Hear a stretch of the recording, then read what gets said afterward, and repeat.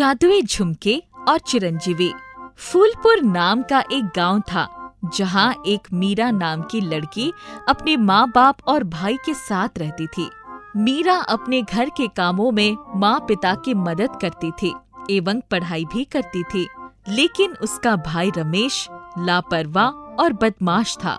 वो घर के कामों में माता पिता की कोई मदद नहीं करता था। अजी सुनते हो, अब मीरा बिटिया बड़ी हो रही है, 10वीं की परीक्षाएं भी देने वाली है। अब इसकी शादी की उम्र हो चली है, कुछ सोचो आप। हाँ भाग्यवान, मुझे भी अपनी बेटी की चिंता है। तुम परेशान ना हो, अभी बिटिया को पढ़ने दो। हाँ ठीक बोले, बेटे की भविष्य की चिंता करनी चाहिए, बेटे की नहीं। हाँ ठीक बोली भाग्यवान। एक दिन खेतों में काम करने जाते समय रास्ते में मोहन का एक्सीडेंट हो गया, जिससे उसके दोनों पैर चले गए। अब वो काम करने लायक नहीं रहा और बिस्तर पर पड़ गया। बेटा, अब तो तुम्हारे पापा भी काम नहीं कर पाएंगे, घर कैसे चलेगा? मैं कुछ नहीं जानता, मुझे कुछ मत बोलो। उर्मिला ये बात सुनकर रोने लगती है। भाग्यवान, रोती क्यों हो?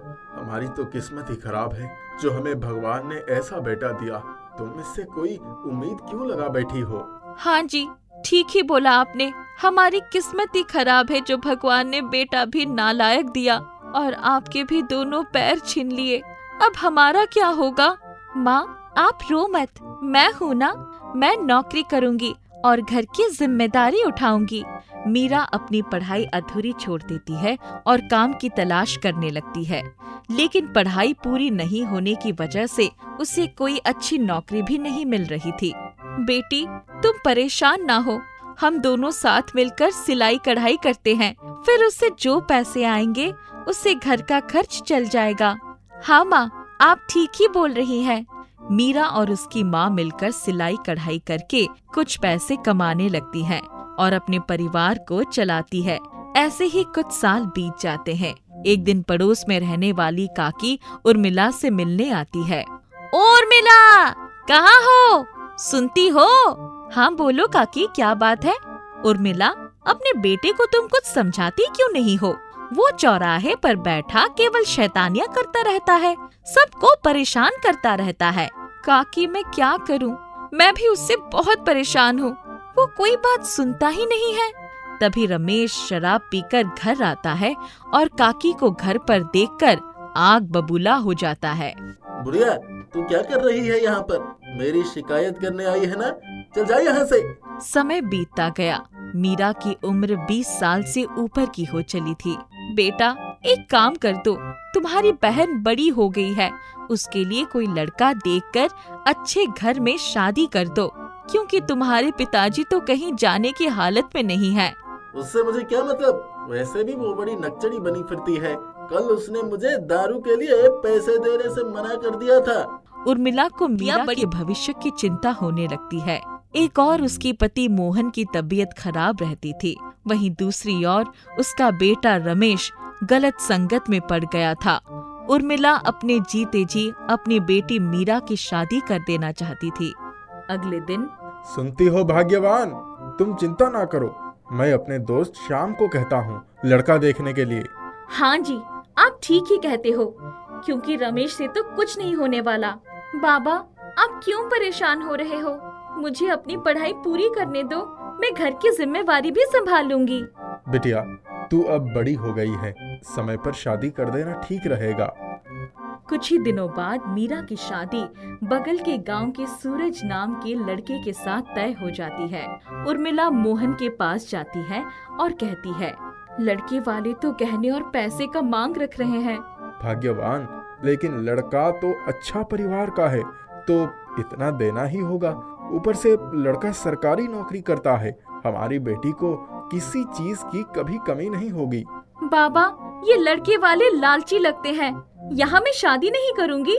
नहीं बेटी, तुझे अभी इन सब चीजों की समझ नहीं है। बेटी के शादी में लेन देन तो करना ही पड़ता है। उर्मिला अपने घर को गिरवी रखकर पैसे इकट्ठा करती है और उन पैसों से मीरा के लिए गहने खरीदती है। ये सब देखकर, मैं तो तुम्हारा बेटा हूँ ही नहीं, एक घर था वो भी अपनी बेटी की शादी के लिए गिरवी रख दिया। अगर समय पर तुम अपनी जिम्मेदारी उठाते तो हमें ये दिन देखना ही नहीं पड़ता। मीरा की शादी के कुछ दिन पहले सारे गहने चोरी हो जाते हैं। ये देखकर उर्मिला घबरा जाती है और हाय राम, सारे गहने चोरी हो गए। अब कहाँ से लाऊं दोबारा इतने गहने? ऐसा कैसे हो सकता है? तुमने ठीक से तो देखा है ना?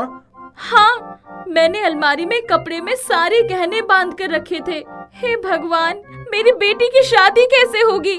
सारे गहने चोरी हो गए। पत्नी को रोता देखकर भाग्यवान, परेशान ना हो, भगवान सब ठीक कर देगा। अब लड़के वाले ये रिश्ता तोड़ देंगे, पूरे गांव में हमारी नाक कट जाएगी। उर्मिला फूट फूट कर रोने लगती है। वहीं से चिरंजीवी गुजर रहा था।